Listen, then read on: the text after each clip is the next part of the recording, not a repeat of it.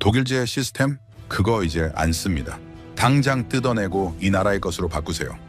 코카소스의 심장, 조지아 정부가 내린 이 서슬 펄업 명령 한마디에 유럽 외교가가 그야말로 발칵 뒤집혔습니다.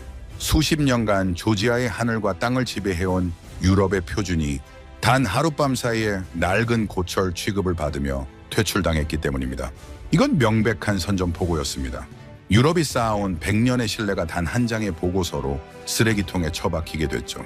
조지아 국방부 회의실은 분노한 유럽 엘리트들의 비명으로 가득 찼지만 조지아의 대답은 차가웠습니다. 우리는 입으로만 떠드는 동맹이 아니라 진짜 기술을 가진 파트너를 선택했을 뿐입니다. 18년 전 비겁하게 조지아를 버렸던 유럽이 이제는 이름조차 생소했던 이 동방의 파트너가 설계한 거대한 시스템 안에서 허락을 구해야 하는 처참한 현실. 유럽의 콧대를 꺾고 조지아의 주인을 바꿔버린 이 기적 같은 반전 스토리 지금 시작합니다. 영상을 시청하신 후 마음에 드신다면 좋아요와 구독 버튼을 꾹 눌러주세요. 여러분의 관심이 저에겐 큰 힘이 됩니다. 그럼 바로 시작하겠습니다. 이름을 뺏겨본 자만이 그 피눈물을 압니다. 강대국들의 외교는 냉혹한 계산기로 움직이죠. 러시아의 가스밸브가 잠길까 두려워 친구의 비명을 외면하고 손익을 따지느라 무려 7년 넘게 남의 나라 이름을 지워버린 비겁한 나라들을 저는 보았습니다. 일본이 러시아의 눈치를 보며 계산기를 두드릴 때 단 하루 만에 조지아의 손을 잡은 미친 나라가 있었습니다. 우리도 당신들처럼 이름을 뺏겨봤기에 그 고통을 압니다. 이 말 한마디와 함께 15조 원의 경제 보복을 정면으로 받아낸 독종들이죠. 냉혹한 국제 정치판에서 을이라는 이름으로 세계 질서를 비웃은 이들의 정체는 무엇일까요? 저는 에릭 폰 슈타인입니다. 과거 EU 대러시아 안보 전략을 총괄하며 정의를 팔아 가스관을 샀던 비겁한 유럽의 입이었죠. 하지만 이제 저는 제가 버린 이 땅에서 신의 의리를 실천한 기적의 나라, 한국을 증언하려 합니다. 18년 만에 저는 트빌리시 국제공항에 내렸습니다. EU 안보 고문단 자격이었죠. 마지막으로 이 땅을 밟았던 날, 저는 조지아 외무장관의 손을 뿌리치고 전용기 트랩을 올랐습니다. 손엔 지원 불가라고 적힌 보고서가 들려 있었고 머릿속엔 러시아의 가스 밸브가 잠기면 유럽이 얼어 죽는다는 공포만 가득했죠. 그때 제가 외면했던 조지아인의 눈동자에 맺혔던 것은 증오였습니다. 분노도 아니었죠. 그냥 순수한 증오였어요. 유럽이라는 이름을 달고 온 인간들에 대한 뼛속까지 스며든 경멸이었습니다. 그 눈빛이 18년 동안 저를 따라다녔죠. 잠들기 전에도 보고서를 쓸 때도 회의실에서 동료들과 악수를 나눌 때도요. 공항 입국장 문이 열리는 순간 저는 멈칫했습니다. 제가 기억하는 그 공항이 아니었죠. 18년 전엔 낡은 소련식 건물에 형광등이 깜빡이던 초라한 공간이었습니다. 지금은 달랐죠.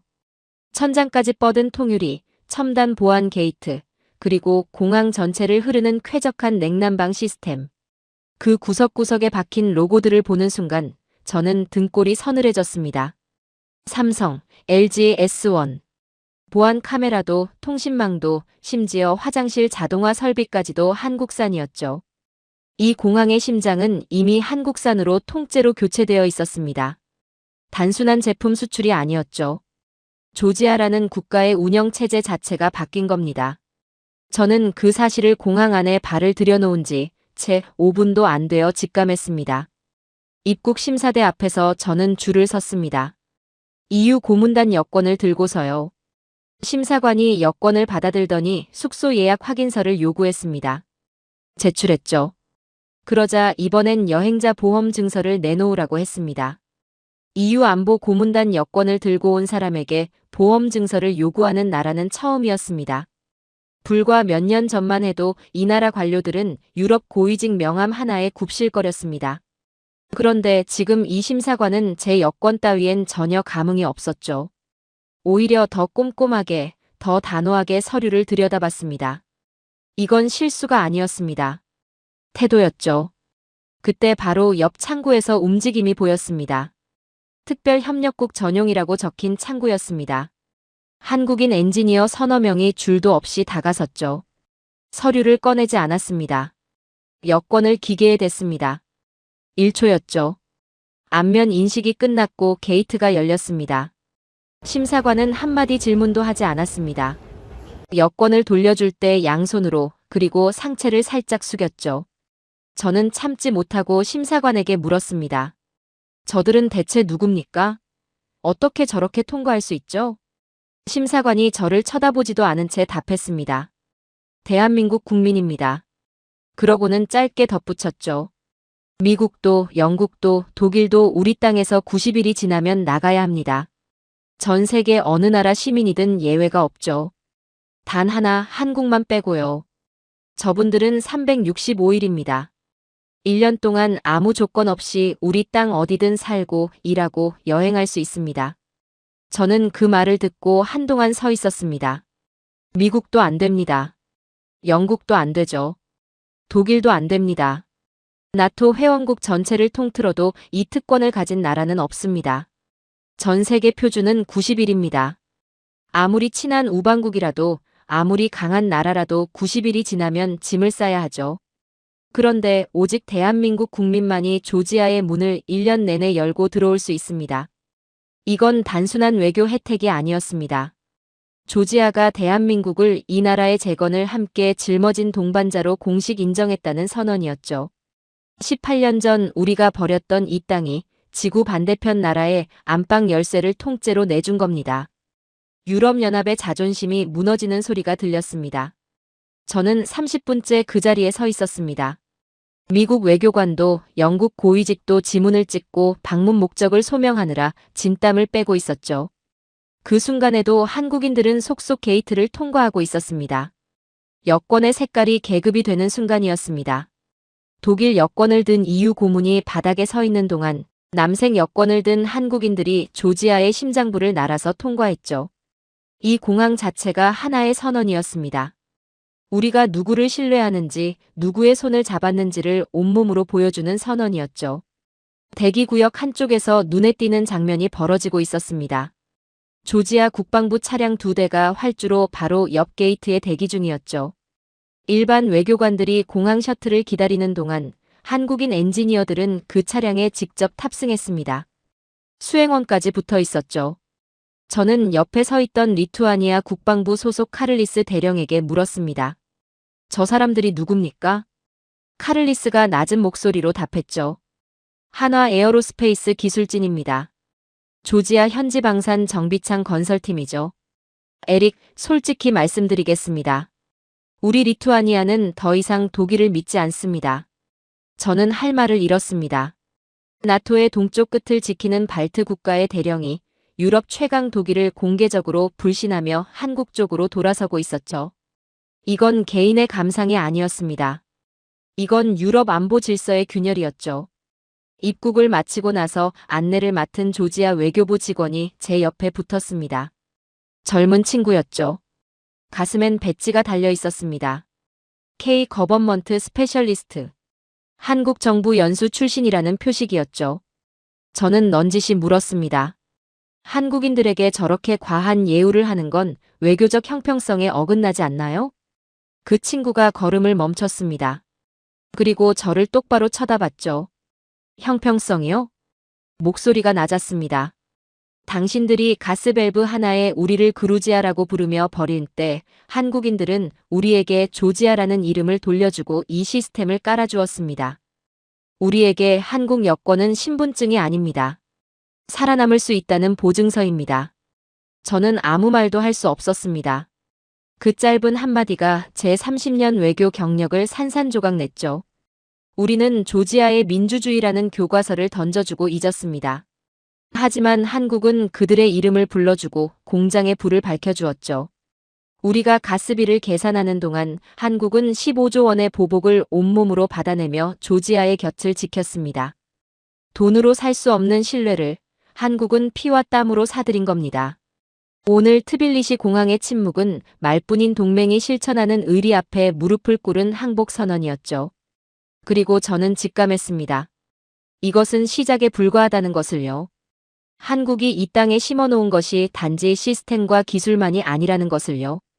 도대체 저 나라는 어디서부터 시작해서 어떻게 여기까지 왔을까요? 그 답은 이름 세 글자에 있었습니다. 조지아. 그리고 그 이름을 되찾아준 나라의 이야기는 지금부터가 진짜였죠. 조지아 외무부 청사는 트빌리시 구시가지 언덕 위에 자리 잡고 있습니다. 18년 전 저는 이 건물 앞에서 사카슈빌리 대통령의 절규를 들었죠. 우리는 그루지아가 아닙니다. 우리는 조지아입니다. 제발 우리의 이름을 불러주십시오. 그 목소리가 얼마나 절박했는지 지금도 귀에 선합니다. 하지만 저는 그날 고개를 저었습니다. 러시아의 가스관이 잠기면 유럽이 얼어 죽는다는 공포가 한 나라의 절규보다 컸던 겁니다. 그리고 18년이 지난 지금 저는 다시 이 건물 앞에 섰습니다. 이번엔 다른 용무로요. 조지아 외무부 고문서실에는 제가 서명했던 문서가 아직 보관되어 있었습니다. 그루지아 표기 고수. 종이 한 장이었죠. 하지만 그 한 장이 한 나라의 이름을 18년 동안 짓밟았습니다. 저는 그 문서를 손에 들고 한동안 아무 말도 할 수 없었습니다. 그루지아. 이 단어가 얼마나 잔인한 이름인지 아십니까? 러시아는 수백 년 동안 조지아를 그루지아라고 불렀습니다. 식민지배의 언어였죠. 러시아 제국이 이 땅을 삼키면서 붙여준 이름이었습니다. 조지아인들에게 그루지아는 단순한 발음 차이가 아니었습니다. 그것은 우리는 아직도 너희를 지배하고 있다는 선언이었죠. 그 이름을 강요당할 때마다 조지아인들은 가슴에 못이 박히는 고통을 느꼈습니다. 그런데 러시아 탱크가 수도 턱밑까지 밀려온 그 전쟁 이후 유럽은 오히려 그루지아라는 이름을 더 공고히 써내려갔습니다. 러시아의 심기를 건드리지 않기 위해서였죠. 가스관 하나가 한 나라의 이름보다 중요했던 겁니다. 저도 그 공범이었습니다. 부끄럽지만 사실입니다. 전쟁이 끝나고 몇 년이 지났습니다. 조지아는 포탄 자국을 메우고 무너진 건물을 다시 세우면서도 포기하지 않은 것이 하나 있었습니다. 이름을 되찾는 일이었죠. 조지아 정부는 전 세계를 향해 호소했습니다. 제발 우리를 조지아라고 불러주십시오. 하지만 돌아오는 것은 대부분 침묵이었습니다. 러시아의 눈치를 봐야 했으니까요. 미국도 독일도 프랑스도 머뭇거렸습니다. 유엔 회의장에서도 그루지아라는 이름은 계속 불렸죠. 조지아 외교관들은 회의석상에서 매번 정정 요청을 했지만 그때마다 씁쓸한 침묵만 돌아왔습니다. 그들의 호소는 강대국들의 계산기 앞에서 번번이 무너졌죠. 그때 지구 반대편에서 손을 든 나라가 있었습니다. 한국이었습니다. 한국 외교부는 조지아의 요청이 공식화되자마자 단 한 번의 망설임도 없이 선언했죠. 우리는 오늘부터 이 나라를 조지아라고 부르겠습니다. 나토 회원국들도 하지 못한 일을 지구 반대편의 나라가 단칼에 결정해버린 겁니다. 저는 그 소식을 브뤼셀 집무실에서 전해 들었습니다. 솔직히 말하면 처음엔 비웃었죠.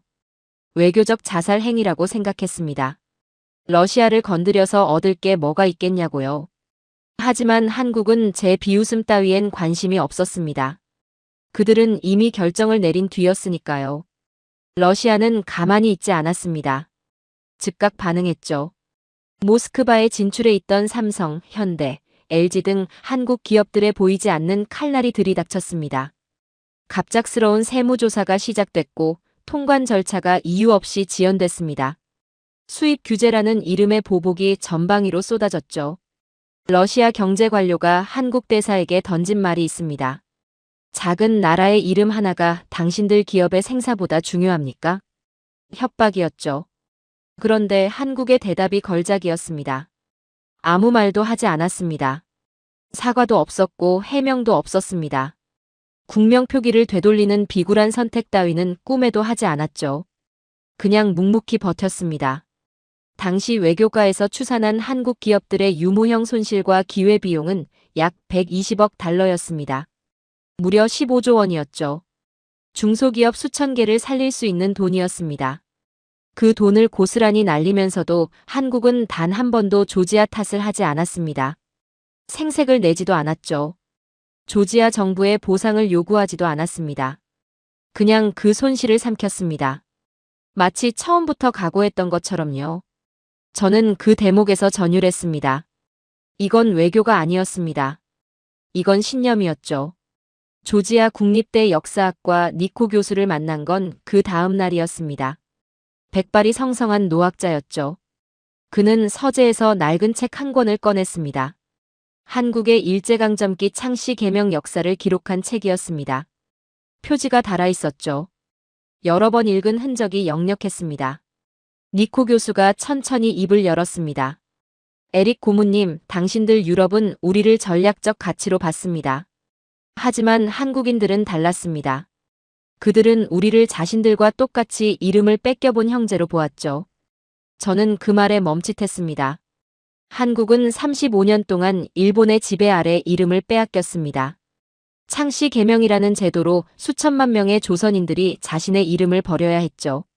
그 피눈물의 역사를 가진 민족이 우리가 이름을 되찾겠다고 절규할 때 외면할 수 있었겠습니까? 그들은 머리로 계산한 게 아닙니다. 심장으로 응답한 겁니다. 저는 그 순간 할 말을 잃었습니다. 30년 동안 국익과 전략과 이해관계로만 세상을 읽어온 제가 그 노학자의 한마디에 완전히 무너진 겁니다. 이름을 뺏겨본 자만이 그 피눈물을 안다는 것. 한국의 외교는 머리가 아니라 심장으로 움직인다는 것. 그 진실이 비로소 제 가슴에 꽂혔죠. 유럽은 조지아의 민주주의라는 교과서를 던져주었습니다. 하지만 한국은 조지아의 이름을 불러주었죠. 그 차이가 얼마나 거대한 것인지 저는 그날에야 비로소 깨달았습니다. 한국이 조지아의 신뢰를 독식하기 시작하자 뒤늦게 움직인 나라가 있었습니다. 일본이었죠. 한국이 결단을 내리고 4년이 지난 뒤에야 일본은 슬그머니 국명을 조지아로 바꿨습니다. 러시아와의 관계, 쿠릴 열도 분쟁, 경제적 이해관계를 따지고 따지다 결국 4년을 허비한 겁니다. 거기다 거액의 차관까지 들고 나타났죠. 조지아의 원로 정치인 기오르기는 제게 차갑게 말했습니다. 일본은 비가 다 그치고 무지개가 뜰 때 우산을 들고 나타났소. 한국은 우리가 폭풍우 속에서 떨고 있을 때 자신의 옷을 벗어준 나라였지. 에릭 고문, 당신이라면 누구의 손을 잡겠소? 저는 대답하지 못했습니다. 대답할 필요도 없었죠. 답은 이미 조지아 곳곳에 새겨져 있었으니까요. 조지아의 모든 정부 전산망, 관세 시스템, 군사보안 표준이 일본이 아닌 한국의 시스템으로 채워진 이유가 바로 그 4년의 격차에서 비롯된 겁니다.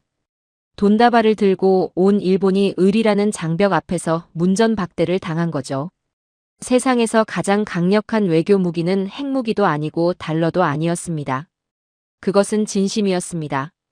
폭풍 속에서 함께 젖어준 그 한 번의 선택이 이후 수십 년의 관계를 통째로 결정해버렸죠.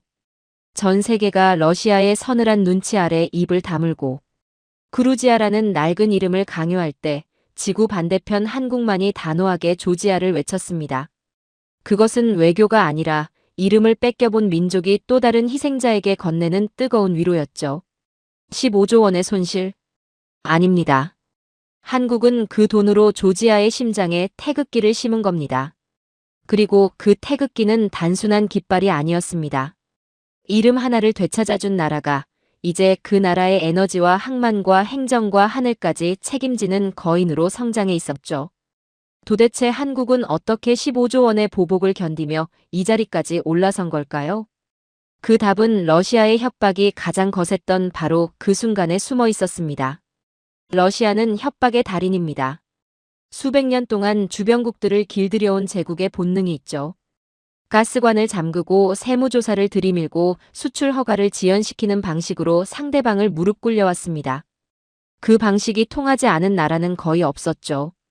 독일도 프랑스도 미국 기업들조차 러시아의 보복 앞에서 슬그머니 꼬리를 내렸습니다. 그런데 한국은 달랐습니다. 러시아의 칼날이 깊이 박힐수록 한국은 오히려 더 단단해졌죠. 저는 그 이유를 한참 동안 이해하지 못했습니다. 도대체 무엇이 저 나라를 움직이는 걸까요? 그 답을 찾기 위해 저는 조지아 곳곳을 직접 발로 뛰었습니다. 모스크바 한복판에서 삼성과 현대의 간판이 철거되던 그 시절, 정반대의 일이 조지아에서 벌어지고 있었습니다. 한국 기업들이 조지아 현지 투자를 오히려 늘리고 있었죠. 보복이 거세질수록 투자를 확대하는 역설이었습니다. 러시아 시장에서 밀려나는 대신 조지아라는 새로운 땅에 더 깊이 뿌리를 내리기 시작한 겁니다. 조지아 청년들을 한국 공장으로 초청해 기술을 가르쳤고 한국 엔지니어들이 조지아 산골 마을까지 찾아가 현지인들과 함께 땀을 흘렸죠. 손해를 볼수록 더 깊이 파고드는 이 방식을 처음 접했을 때 저는 솔직히 이해할 수 없었습니다. 외교란 철저한 손익 계산 위에 서는 것이라고 배워온 사람으로서는 도저히 납득이 안 됐죠. 하지만 그것이 제 한계였습니다. 한국은 손익을 계산하는 게 아니라 미래를 사고 있었던 겁니다. 조지아 코카서스 산맥 깊숙한 곳에 낸스크라 강이 흐릅니다. 험준하고 거친 강이죠. 수십 년 동안 아무도 건드리지 못한 강이었습니다. 기술이 없어서가 아니었습니다. 의지가 없어서였죠. 유럽 기업들은 공사 난이도를 핑계로 손을 내저었고 일본 기업들은 수익성이 낮다며 외면했습니다. 그런데 한국 수자원공사 K워터가 그 강 앞에 섰습니다.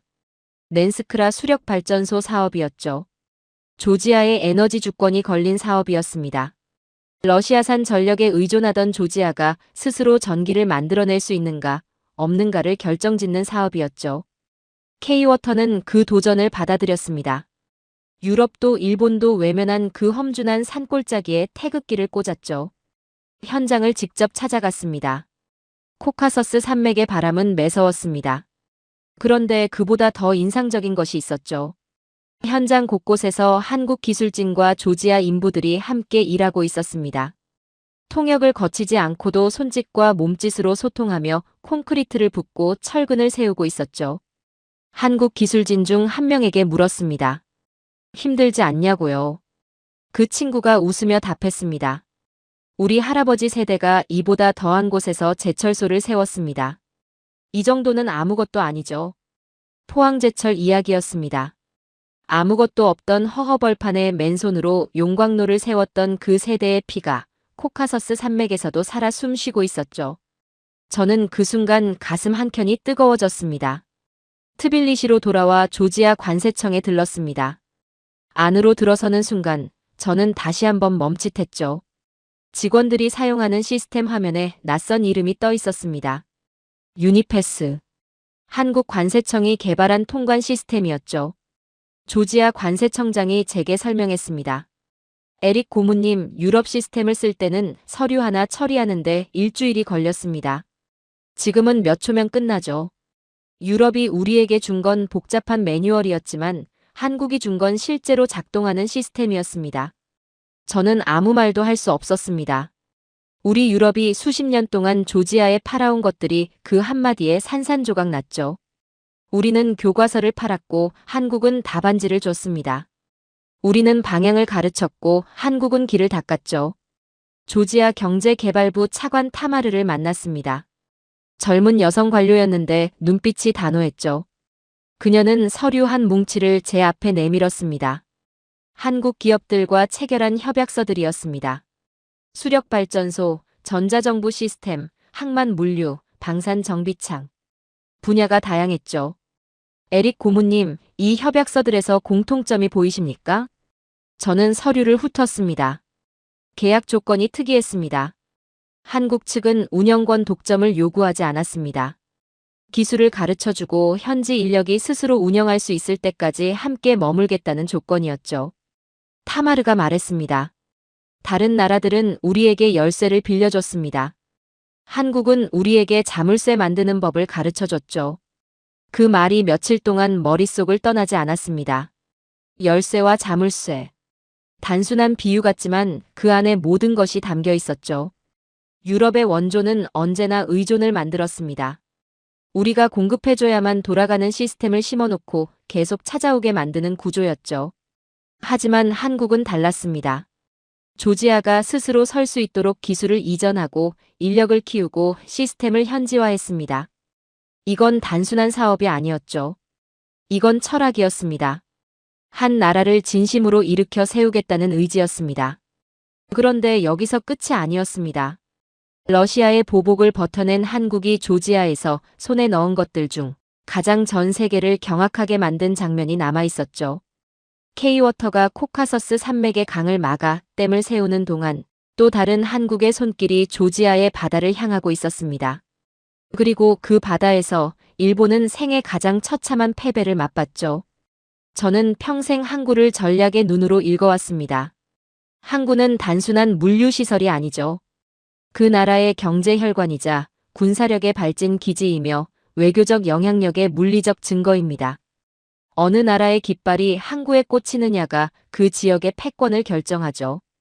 그래서 강대국들은 항구를 두고 전쟁을 벌여왔습니다. 돈을 쏟아붓고 조약을 맺고 때로는 피를 흘렸죠. 포티 항만은 그런 의미에서 단순한 무역항이 아니었습니다. 흑해와 유럽을 잇는 코카서스의 관문이었죠. 중앙아시아의 물동량이 유럽으로 빠져나가는 유일한 통로였습니다. 이 항구를 손에 넣는 나라가 유라시아 대륙의 물류 심장을 쥐는 겁니다. 일본은 그걸 알고 있었습니다. 그래서 움직였죠. 일본이 조지아에 접근한 방식은 전형적인 일본식이었습니다. 돈이었죠. 수조 원대의 공적 개발 원조 자금을 앞세웠습니다. 금리는 사실상 제로였습니다. 일본 외무성 고위 관료들이 직접 트빌리시를 방문했고 조지아 경제부 장관에게 두툼한 제안서를 건넸죠. 내용은 간단했습니다. 우리가 돈과 인프라를 한꺼번에 드리겠습니다. 단 운영권은 일본이 갖습니다. 조지아를 자신들의 물류 식민지로 만들겠다는 속셈이 그 한 줄에 다 담겨 있었죠. 숫자만 놓고 보면 거절하기 어려운 제안이었습니다. 저도 솔직히 이번엔 일본이 이길 거라고 봤습니다. 돈 앞에서 감정을 앞세울 나라는 없다고 생각했으니까요. 근데 제가 또 틀렸습니다. 조지아 대통령은 일본 특사를 만난 자리에서 단 한마디로 정리했습니다. 한국은 우리가 가장 힘들 때 이름을 불러줬지만 당신들은 7년을 미뤘습니다. 그 7년의 연체료는 돈으로 낼 수 없습니다. 끝이었죠. 협상도 재검토도 조건 조율도 없었습니다.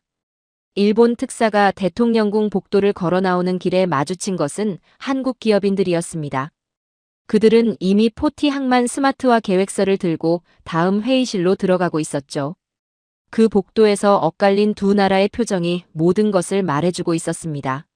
한쪽은 굳어 있었고 한쪽은 여유로웠습니다. 포티 항만 관제센터에 들어서는 순간 저는 입을 다물 수가 없었습니다. 일본산 구형 장비들이 있어야 할 자리에 전혀 다른 시스템이 들어와 있었죠. 한국의 5G 네트워크와 인공지능 자동화 크레인이 일사불란하게 움직이고 있었습니다. 부산항만공사의 운영 노하우가 이식된 스마트 물류 시스템이었죠. CJ 대한통운이 조지아 물류기업 지분을 인수하고 항만 전체의 신경망을 바꿔버렸습니다. 항만 노동자들은 태블릿 하나로 컨테이너 위치를 실시간으로 파악했고 하역 작업은 자동화 장비가 처리했죠. 일본은 하드웨어를 팔려 했지만 한국은 항구의 뇌를 팔았습니다. 물건을 옮기는 기계가 아니라 항구 전체가 생각하고 판단하는 시스템을 심어놓은 겁니다. 저는 그 차이가 단순한 기술력의 차이가 아님을 직감했습니다. 이건 철학의 차이였죠. 항만 관제센터 책임자 다비트가 저를 안내했습니다. 30 중반의 조지아 청년이었는데 한국에서 연수를 받고 온 친구였죠. 그는 화면 하나를 가리켰습니다. 실시간으로 움직이는 물동량 데이터였습니다. 에릭 고문님, 이 화면에 찍히는 화물들이 어디서 오는지 아십니까? 카자흐스탄, 아제르바이잔, 투르크메니스탄. 중앙아시아 내륙 깊숙한 곳에서 출발한 물동량들이 조지아를 거쳐 유럽으로 빠져나가고 있었습니다. 러시아를 우회하는 중간 회랑, 미들 코리도르였죠. 다비트가 말했습니다. 러시아가 전쟁을 일으키면서 유럽 기업들이 러시아 루트를 포기했습니다. 그 물동량이 전부 이쪽으로 몰렸죠. 그런데 이 시스템을 미리 깔아놓은 나라가 어디였겠습니까?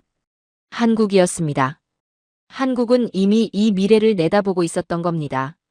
아니, 정확히는 한국이 이 미래를 만들고 있었던 거죠. 트빌리시 시내로 돌아오는 길에 저는 도로를 유심히 살폈습니다. 과거 제가 이 도시를 처음 방문했을 때 조지아 도로는 낡은 러시아제 라다와 일본 중고차들로 가득했습니다. 우회들 일본 차들이 왼쪽 차선을 역주행하다시피 달리는 아슬아슬한 풍경이었죠. 그런데 지금 제 눈앞에 펼쳐진 도로는 완전히 달랐습니다. 아반떼, 소나타, 산타페, 펠리세이드. 현대와 기아의 로고들이 끝도 없이 이어졌죠. 조지아 정부가 안전을 이유로 우엔들 차량 수입을 제한하고 한국과 경제 동반자 협정 논의를 가속화하면서 판도가 완전히 뒤집혔습니다. 중고차 시장에서 한국산 자동차들이 빠르게 늘어났죠. 일본의 자동차 제국이 임원 코카서스에서 한국 중고차 한 대에 무너지고 있었습니다. 저는 그 광경을 보며 쓴웃음이 나왔습니다. 도요타 전시장보다 현대차 서비스 센터 앞에 줄이 더 길게 늘어서 있었으니까요. 중고차 매매 단지 앞을 지나칠 때 인상적인 장면이 하나 눈에 들어왔습니다. 조지아 청년 2명이 차 앞에 서서 스마트폰으로 뭔가를 열심히 공부하고 있었죠. 가까이 다가가 보니 한국어 앱이었습니다. 차 매뉴얼을 읽기 위해서였죠. 한국어를 모르면 가장 좋은 차를 고를 수 없다는 현실이 만들어낸 풍경이었습니다. 한국은 자동차를 판 게 아니었습니다. 한국어를 배우고 싶게 만드는 동기를 판 거죠. 한국 문화를, 한국 기술을, 한국이라는 나라 자체를 동경하게 만드는 무형의 힘을 심어놓은 겁니다. 항만으로 다시 돌아와 저는 잠시 부두 끝에 섰습니다. 흑해 바람이 불어왔죠. 저 멀리 수평선 너머로 컨테이너선 한 척이 들어오고 있었습니다. 선체에 한국 물류기업 로고가 선명했습니다. 일본은 이 항구를 돈으로 사려 했습니다. 운영권을 틀어쥐고 조지아를 자신들의 물류 창고로 만들려 했죠.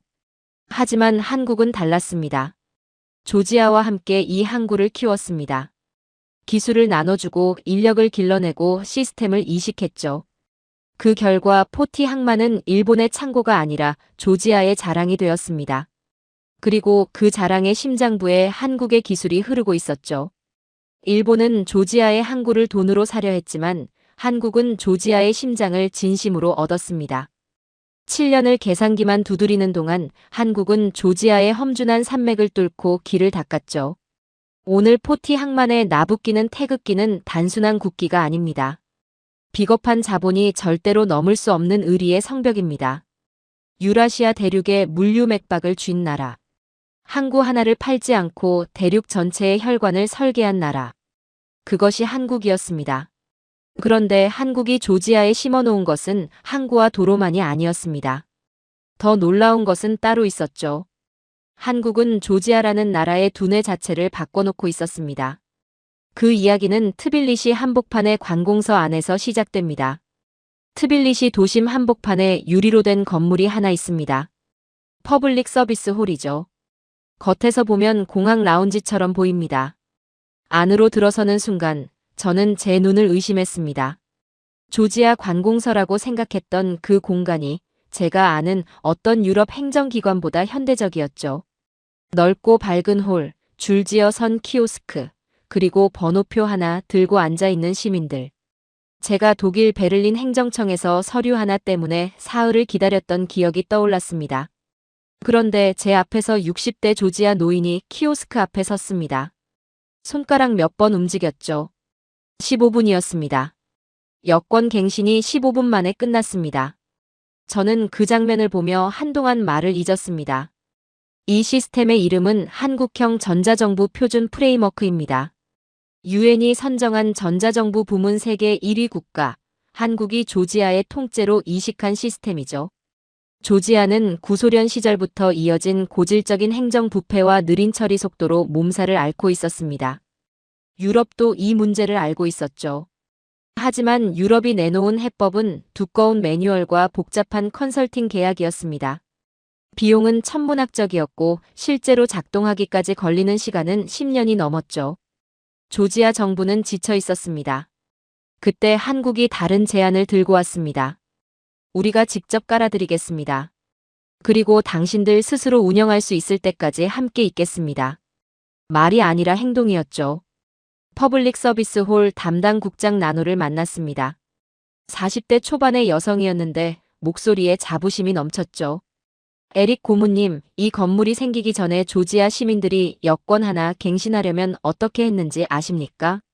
저는 모른다고 했습니다. 서류를 만들어서 담당자를 찾아가야 했습니다. 담당자가 자리를 비우면 다음 날 다시 와야 했죠. 그 담당자가 뭔가를 요구하면 줘야 했습니다.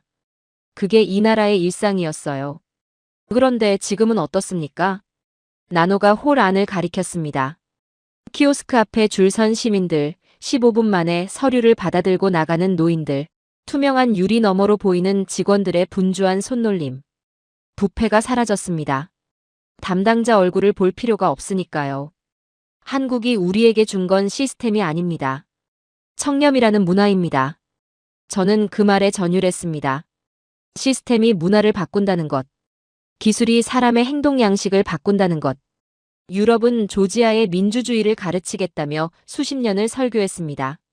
하지만 정작 조지아 시민들의 삶을 바꾼 건 민주주의의 강의가 아니라 키오스크 하나였죠. 15분이라는 숫자가 가진 힘이 그것이었습니다. 줄 서는 시간이 줄어들면 뇌물이 사라집니다. 담당자 얼굴을 안 봐도 되면 눈치를 안 봐도 되죠. 한국은 설교하지 않고 구조를 바꿨습니다. 그것이 유럽이 수십 년 동안 하지 못한 일이었습니다. 트빌리시 외곽에 한국형 테크노파크가 들어서고 있다는 이야기를 들었습니다. 현장을 찾아갔죠. 아직 완공되지 않은 건물들 사이로 젊은 조지아 청년들이 분주하게 오가고 있었습니다. 한국 중소벤처기업부와 조지아 경제개발부가 손잡고 만들어가는 공간이었죠. 판교 테크노밸리를 모델로 한 창업 생태계였습니다. 컨테이너를 개조한 임시 사무실 안을 들여다봤습니다. 조지아 청년 서너시 노트북 앞에 앉아 있었죠. 화면에 떠 있는 것은 한국어로 된 코딩 매뉴얼이었습니다. 제가 물었습니다. 한국어를 배웁니까? 청년 하나가 고개를 들며 답했죠. 한국 시스템을 제대로 다루려면 한국어를 알아야 합니다. 그리고 한국 기업과 함께 창업하려면 더 잘 알아야 하죠. 우리한테 한국어는 미래로 가는 언어입니다. 저는 그 한마디를 듣고 한참 동안 그 자리를 떠나지 못했습니다. 한국이 조지아의 미래 세대가 꾸는 꿈의 언어가 되어 있었습니다. 유럽 행정 고문단이 이 시스템을 견학하러 왔다는 이야기를 나노에게 들었습니다. 언제 있었던 일이냐고 물었죠. 석 달 전이었습니다. 독일, 프랑스, 벨기에에서 왔습니다. 그들의 반응이 어땠냐고 물었습니다. 나노가 잠깐 웃었습니다. 아무 말도 안 했습니다. 그냥 한참 서 있다가 갔죠. 그런데 돌아가기 전에 한 분이 이렇게 물었습니다. 이 시스템 우리도 도입할 수 있겠냐고요. 저는 그 대목에서 뭔가가 머릿속에서 딱 맞아떨어지는 느낌을 받았습니다. 유럽이 조지아를 견학하러 오는 시대가 된 겁니다. 가르치러 왔던 나라들이 배우러 돌아온 거죠. 한국이 만들어낸 이 역전의 풍경이 저에게는 어떤 외교 문서보다 강력한 선언처럼 들렸습니다. 조지아 국세청도 들렀습니다. 세금 신고 시스템이 한국의 홈택스를 기반으로 재설계되어 있었죠. 담당자가 화면을 보여주며 설명했습니다. 탈세 적발률이 시스템 도입 이후 3배 이상 올랐다고 했습니다. 세수가 늘었고 그 돈이 도로와 병원과 학교로 흘러들어갔죠. 한국이 심어준 시스템 하나가 조지아 국민들의 밥상을 바꾸고 있었습니다. 저는 그제야 이해했습니다. 한국이 조지아에 이식한 것이 단순한 소프트웨어가 아니라는 걸요. 국가가 제대로 작동하는 방식, 공무원이 시민을 대하는 태도, 세금이 국민에게 돌아오는 구조. 그 모든 것을 한꺼번에 바꿔놓은 겁니다. 침략 없는 지배였습니다. 총성 없는 승리였죠. 유럽의 강대국들이 조지아의 민주주의를 배우라며 훈계할 때 한국은 조지아인들의 줄 서는 시간을 줄여주고 세금을 투명하게 지켜주는 디지털 방패를 건넸습니다. 오늘 트빌리시 관공서에 켜진 수만 개의 모니터에는 한국의 기술이 흐르고 있습니다. 조지아는 지금 한국의 심장 박동에 맞춰 숨을 쉬고 있죠. 그런데 저는 이 모든 것을 보면서도 한 가지 질문이 머릿속을 떠나지 않았습니다. 한국이 조지아의 행정을 바꾸고 항만을 세우고 에너지를 책임지는 동안 정작 이 나라의 안보는 누가 지키고 있는 걸까요? 그 답은 제가 예상했던 것보다 훨씬 더 충격적이었습니다. 조지아 국방부 건물은 트빌리시 외곽 언덕에 자리 잡고 있습니다. 외관은 소박하죠. 하지만 그 안에 들어서는 순간 저는 전혀 다른 세계와 마주쳤습니다. 복도 한쪽 벽면에 지도가 걸려 있었습니다. 조지아 국경선을 따라 촘촘하게 표시된 방어 거점들이었죠. 그 거점마다 붙어있는 장비 코드들을 보는 순간 저는 등골이 서늘해졌습니다. K2, 천궁, 한화. 나토 표준 장비 코드가 아니었습니다. 한국 방산 기업과 무기의 이름이었죠. 저는 그 지도 앞에서 한동안 움직이지 못했습니다. 조지아의 국경을 지키는 것이 유럽의 약속이 아니라 한국의 강철이었습니다. 조지아 국방부 차관 기오르기 베리아가 저를 안내했습니다. 50대 초반의 군인 출신 관료였는데 걸음걸이에서 단단함이 느껴졌죠. 그는 지하 브리핑룸으로 저를 데려갔습니다. 테이블 위에 2개의 서류 뭉치가 나란히 놓여 있었습니다. 하나는 낡고 두꺼웠습니다. 독일 레오파르트 전차 도입 협상 기록이었죠. 다른 하나는 깔끔하고 얇았습니다. K2 흑표 전차 도입 계약서였습니다. 베리아가 낡은 서류를 가리켰습니다. 우리가 독일의 전차를 요청한 게 언제인지 아십니까? 재고 부족, 정치적 리스크, 납기 불가. 변명만 늘어놓더니 결국 5년 뒤에 인도하겠다고 통보했죠. 그가 얇은 서류를 가리켰습니다. 한국은 달랐습니다. K2 흑표는 세계에서 가장 빠른 전차 중 하나입니다. 험준한 산악 지형에서도 시속 70km로 달리죠. 코카서스 산맥의 진흙탕과 급경사 지형에 맞춰 재설계까지 해주겠답니다. 독일은 표준 규격 전차를 5년 뒤에 주겠다고 했습니다. 한국은 조지아를 위해 빠른 납기와 별도의 업그레이드를 약속했죠. 베리아가 말했습니다. 무기를 사는 게 아닙니다. 우리 땅을 아는 파트너를 얻는 겁니다. 국방부 지하 창고를 지나칠 때 눈에 띄는 것이 있었습니다. 구석에 밀려난 독일제 구형 장갑차들이었죠. 먼지가 수북이 쌓여 있었습니다. 부품이 없어서 수리를 못한다고 했습니다. 나토 표준 장비는 고장나면 부품 수급에만 몇 달이 걸립니다. 본국에 신청하고 승인받고 배송 오기를 기다리는 동안 전차는 고철이 되죠. 그런데 한국은 기술진까지 파견해 주겠답니다. 독일 교관들은 퇴근 시간을 따집니다. 그 차이가 전장에서는 생사를 가릅니다. 저는 그 말을 들으며 리투아니아 대령 카를리스가 공항에서 했던 말을 떠올렸습니다. 우리는 더 이상 독일을 믿지 않는다. 그 말의 의미를 이제야 온전히 이해했죠. 베리아가 설명했죠. 폴란드도 루마니아도 에스토니아도 한국 무기를 들여오고 있습니다. 저는 외교관 생활 30년 동안 수많은 나라의 원조 현장을 봤습니다. 유럽이 아프리카에 학교를 짓고 미국이 중동에 병원을 세우는 장면들이죠. 그런데 그 원조들에는 공통점이 있었습니다. 건물을 짓고 사진을 찍고 떠난다는 겁니다. 현판에 자국 국기를 새기고 준공식의 대사가 참석하고 보도자료를 뿌리고 나면 끝이죠. 그 뒤에 그 건물이 제대로 운영되는지 현지인들이 실제로 쓸 수 있는지는 관심 밖이었습니다. 저도 그게 원조의 방식이라고 당연하게 여겼죠. 그런데 조지아에서 한국의 방식을 보고 나서 저는 그 당연함을 버려야 했습니다. 트빌리시 외곽에 한국농촌진흥청 코피아 센터가 운영하는 스마트팜이 있습니다. 조지아는 겨울이 깁니다. 코카서스 산맥에서 내려오는 한파가 몇 달씩 이어지죠. 그 때문에 신선한 채소를 전량 수입에 의존해왔습니다. 유럽 농업 전문가들은 고산지대의 기후 조건을 들며 현지 재배는 현실적으로 어렵다고 했죠. 한국은 다른 접근을 했습니다. 유리온실을 짓고 한국산 딸기 품종을 들여오고 조지아 농부들에게 재배 기술을 직접 전수했습니다. 결과는 분명했죠. 영하의 날씨에도 딸기가 열렸습니다. 그런데 제가 주목한 건 딸기가 아니었습니다.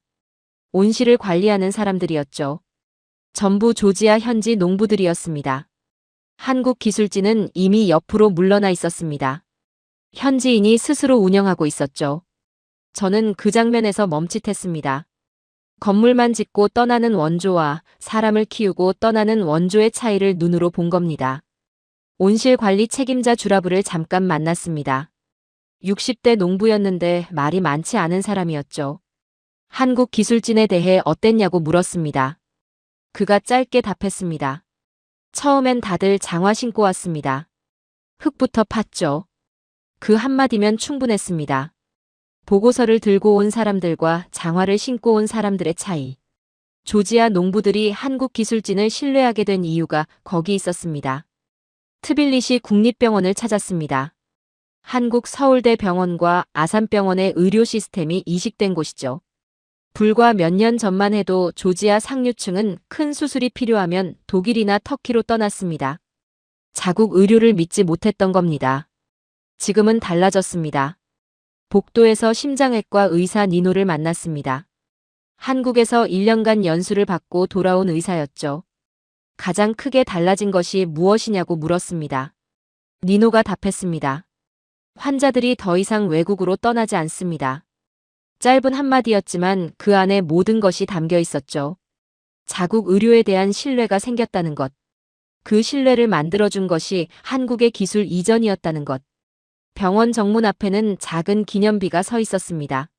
한국 의료진에 대한 감사가 조지아어와 한국어로 나란히 새겨져 있었죠. 국가가 세운 기념비가 아니었습니다.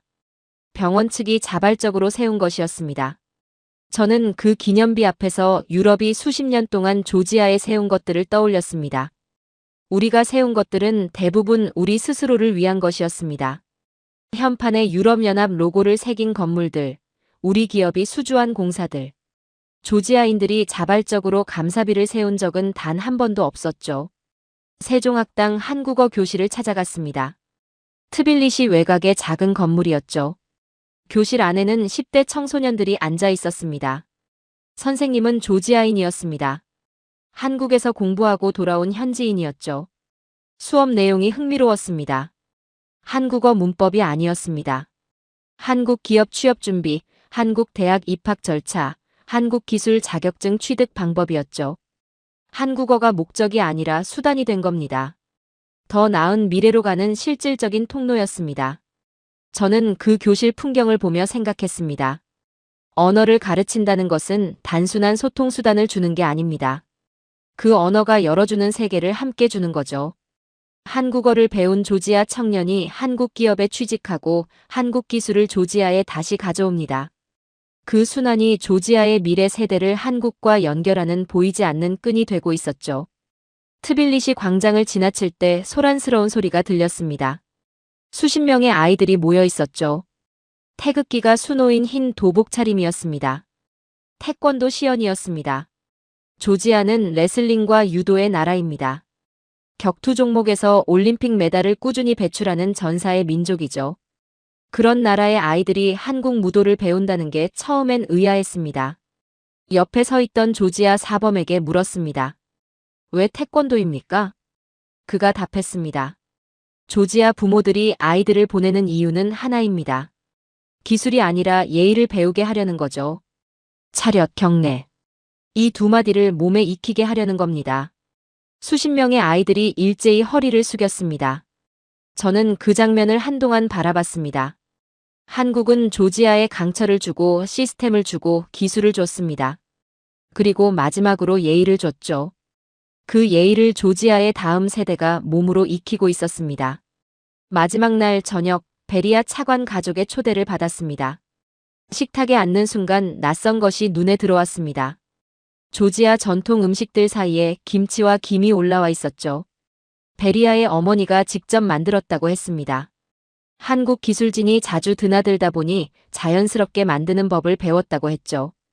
저는 그 식탁을 보며 오래 생각했습니다. 외교란 무엇인가? 조약과 협정과 정상회담으로 만들어지는 것이 외교라고 저는 평생 믿었습니다. 그런데 한국이 조지아에서 만들어낸 것은 그런 외교가 아니었습니다.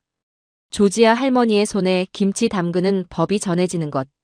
그것이 어떤 조약보다 단단한 관계를 만들어낸다는 사실을 저는 그날 저녁 식탁에서 비로소 이해했습니다. 우리 유럽은 200년 동안 조지아의 이웃이었지만 그들의 식탁에 앉지 못했죠. 한국은 10년 만에 식구가 됐습니다. 돈으로 지은 우정은 돈이 끊기면 무너집니다. 하지만 땅을 함께 파고 밤새 수술실을 지키고 아이들에게 경례를 가르치며 쌓은 정은 다른 겁니다. 그건 계약서에 담을 수 없는 것이죠. 해지 통보를 할 수 없는 관계입니다. 한국은 조지아에 물건을 팔러 온 게 아니었습니다. 조지아의 내일 그 자체가 되러 온 거였죠. 그리고 저는 이제 공항으로 향했습니다. 18년 전 도망치듯 떠났던 그 공항으로요. 이번에는 달랐습니다. 떠나는 것이 아니라 증언하러 가는 길이었습니다. 브뤼셀로 돌아가 제가 본 것을 기록해야 했죠. 한국이라는 나라가 한국과의 운명을 어떻게 바꾸어 놓았는지를요. 트빌리시 국제공항. 18년 전 저는 이 공항에서 도망쳤습니다. 조지아 외무장관의 손을 뿌리치고 전용기 트랩을 올랐죠. 그때 제 등 뒤로 들려오던 소리가 있었습니다. 포성이 아니었습니다. 울음소리였죠. 그 소리가 18년 동안 저를 따라다녔습니다. 그리고 오늘 저는 다시 이 공항에 섰습니다. 출국장 앞에서 저는 잠시 멈췄습니다. 공항이 달랐습니다. 사람들이 달랐죠. 18년 전 이 공항에는 공포가 흘렀습니다. 지금 이 공항에는 자신감이 흘렀죠. 그 자신감이 어디서 왔는지 저는 이제 압니다. 출국 수속을 밟으러 카운터로 향하는데 공항 한쪽이 소란스러웠습니다. 인파가 몰려 있었죠. 가까이 다가갔습니다. 조지아 외교부 장관이 직접 공항에 나와 있었습니다. 그 앞에 한국인들이 줄지어 서 있었죠. 기술진이었습니다. 엔지니어들이었습니다. 정장을 차려입은 기업인이 아니었습니다. 현장에서 일하던 사람들 특유의 투박함이 몸에 배어 있었죠. 조지아 외교부 장관이 그들에게 하나씩 감사 인사를 하고 있었습니다. 수력 발전소를 세운 기술진, 방산 정비창을 구축한 엔지니어, 전자정보 시스템을 이식한 전문가들이었습니다. 카메라 플래시가 터졌습니다. 그런데 그 한국인들의 표정이 인상적이었죠. 들뜨지 않았습니다. 담담했습니다. 마치 당연한 일을 했을 뿐이라는 듯이요. 저는 그 표정에서 오히려 더 큰 울림을 받았습니다. 라운지에서 나토 소속 장성 2명과 마주쳤습니다. 폴란드와 루마니아 출신이었죠. 그들이 먼저 말을 걸었습니다. 에릭, 이번 방문 어땠습니까? 저는 솔직하게 답했습니다. 충격적이었다고요. 장성 중 한 명이 낮은 목소리로 말했습니다. 우리도 마찬가지입니다. 발트 3국도 같은 결론에 도달하고 있죠. 저는 그 말을 들으며 유럽 방산의 지형이 바뀌고 있음을 실감했습니다. 조용하지만 거대한 이동이었죠.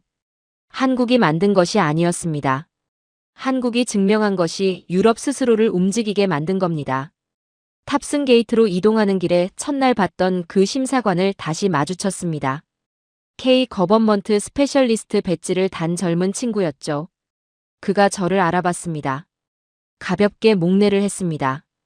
저도 목례로 답했죠. 그 짧은 교환에서 저는 많은 것을 느꼈습니다. 며칠 전 이 친구는 제게 날카롭게 말했습니다. 형평성이요? 라고요. 그 말이 틀리지 않았습니다. 오히려 정확했죠. 세상에는 형평하게 대우받을 자격을 스스로 만들어낸 나라가 있고 그렇지 못한 나라가 있습니다. 한국은 전자였고 우리 유럽은 이 땅에서 후자가 되어 있었습니다. 누가 강요한 게 아니었습니다. 우리 스스로 자초한 결과였죠. 비행기에 올랐습니다. 이륙을 기다리는 동안 저는 이번 방문에서 본 것들을 하나씩 되짚었습니다. 공항 입국장의 푸른 불빛, K-워터 로고가 새겨진 댐 건설. 현장, 포티 항만을 가득 채운 스마트 물류 시스템, 15분 만에 서류를 처리하는 퍼블릭 서비스 홀, 눈보라 속에서 붉게 익어가던 딸기, 태극기 도복을 입고 경례하던 수천 명의 아이들. 이것들이 모두 한 나라가 만들어낸 것이었습니다. 전쟁 한 번 없이, 강요 한마디 없이. 오직 진심과 기술과 의리로 이룬 것들이었죠. 저는 그 목록이 너무 길어서 오히려 두려워졌습니다. 이게 과연 10년 남짓한 시간 안에 일어난 일이 맞는가 싶었죠. 하지만 제가 직접 눈으로 보고 귀로 들은 것들이었습니다. 부정할 수가 없었습니다. 비행기가 이륙했습니다. 조지아의 밤이 아래로 펼쳐졌죠.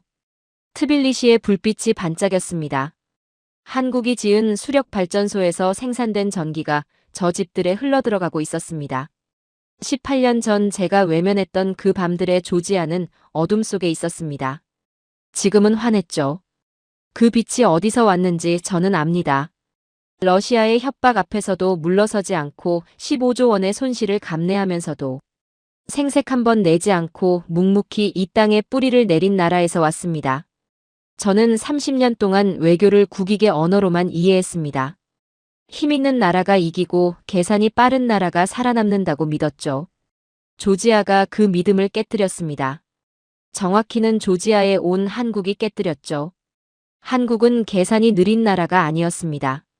다른 것을 계산하는 나라였습니다.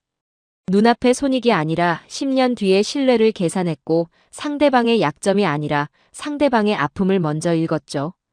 그 계산법이 결국 조지아라는 나라 전체를 움직였습니다. 항구도 하늘도 도로도 사람의 마음까지도요.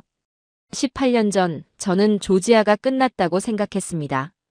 틀렸습니다. 조지아는 끝난 게 아니었습니다.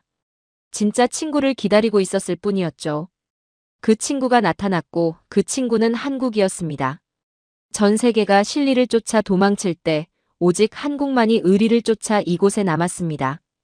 15조 원의 보복을 견뎌낸 그 뜨거운 심장이 오늘 코카서스의 별이 되어 빛나고 있죠. 저는 브뤼셀로 돌아가 보고서를 쓸 겁니다. 제목은 이미 정해져 있습니다. 한국, 코카서스의 심장을 쥐다. 그리고 그 보고서의 첫 문장은 이렇게 시작할 겁니다. 우리가 계산기를 두드리는 동안 한국은 역사를 썼다. 그대들은 더 이상 작지 않습니다. 그대들은 이미 세계의 영혼을 움직이는 거인입니다. 오늘의 사연은 여기까지입니다.